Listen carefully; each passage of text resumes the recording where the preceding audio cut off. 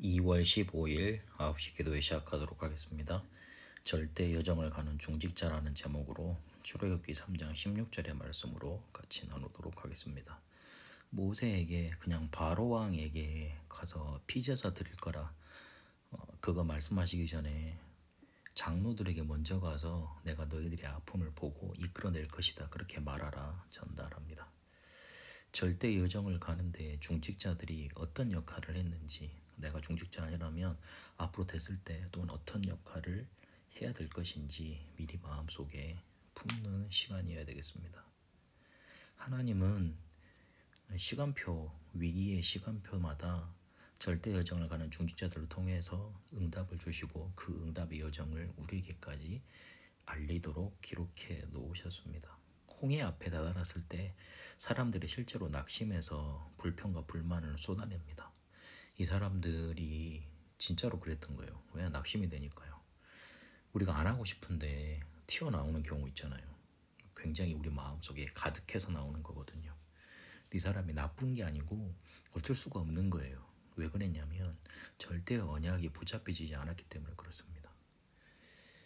모세 옆에 봤던 사람들은 하나님이 출애굽기 3장 18절을 이루는 과정 속에 일어나는 일이라는 것 알았겠죠. 그런데 그냥 가자, 피바랄한다, 그러면 우리 해방시켜 준단다, 그냥 쑥 흘려 나온 거예요.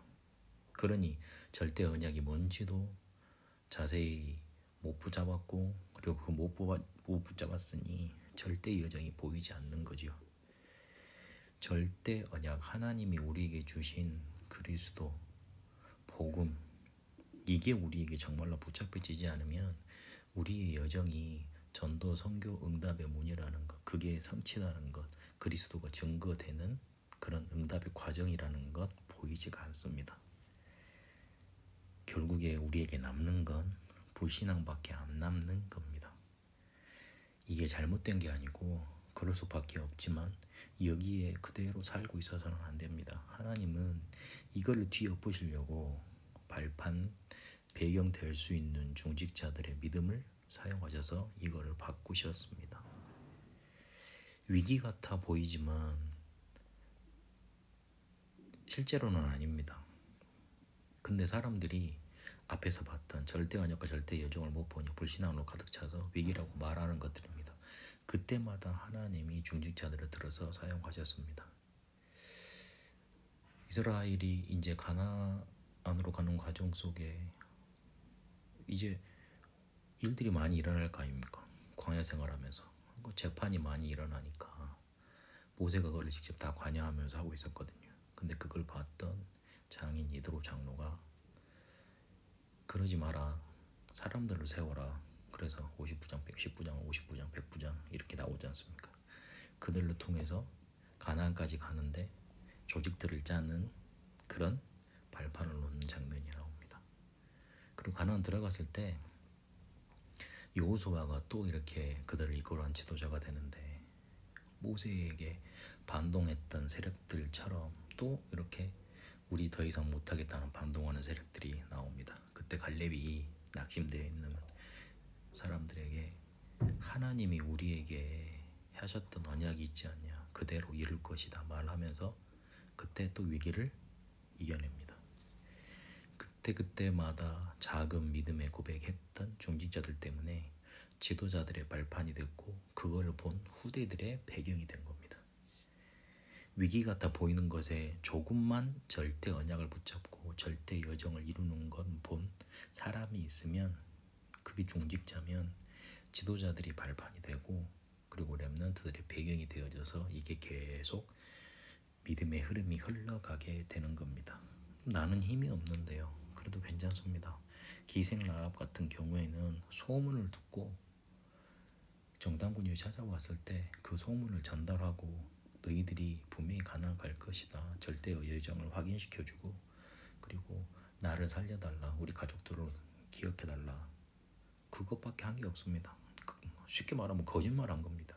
그런데 하나님은 그걸 받으시고 예수님의 족보에까지 기록되는 응답으로 연결시켜 주셨습니다.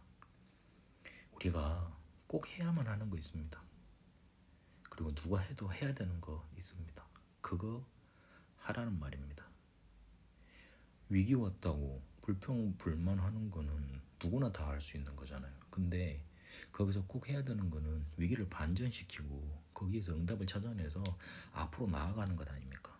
그거를 내가 해야 된다는 뜻입니다. 몇 해 전인가 제 친구가 목사님이 강단에서 너무 헌금설교를 강요하신다. 그것도 너무 처량하게 답답하다. 그렇게 말을 하더라고요. 친구기 때문에 다른 사람한테 말하지 않는 제 속마음을 목사로서 이야기해 줬습니다. 목사님이 얼마나 고민이 되면 그러겠니. 네가 그 고민을 해결해 주는 사람이 되라.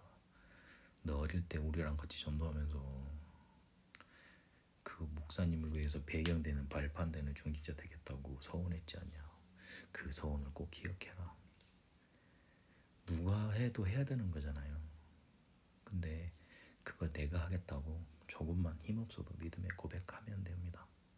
하나님은 그 믿음과 우리의 고백을 이 시대와 세상에 남기길 원하십니다. 가난 힘없었던 기생 라합의 그 고백을, 갈렙이 나이 들었는데 위기 앞에서 했던 그 고백을, 홍해 앞에서 모세가 했던 그 고백을 지금도 우리가 보고 있습니다. 우리가 꼭 해야만 하는 것, 절대 언약을 붙잡고 절대 여정을 가면 그거를 하나님이 우리 후대가 보도록 시대와 세상 속에 남기십니다. 그 여정 속에 있게 되시길 바랍니다. 하나님, 위기와 같은 것들이, 위기같이 보이는 것들이 우리에게 다가옵니다. 우리가 힘없지만 절대 언약을 붙잡았습니다. 절대 여정인 줄로 압니다. 그 속에 지도자들의 발판이 되어지고 후대들을 살리는 배경이 되도록 믿음 고백하게 하옵소서. 조금만 내가 해야 될 것, 꼭 해야 될 것 실천하게 하옵소서. 하나님이 우리의 믿음과 우리의 여정을 시대와 세상 속에 남기도록 축복하여 주옵소서. 살아계신 우리 주 예수 그리스도 이름으로 기도합니다. 아멘.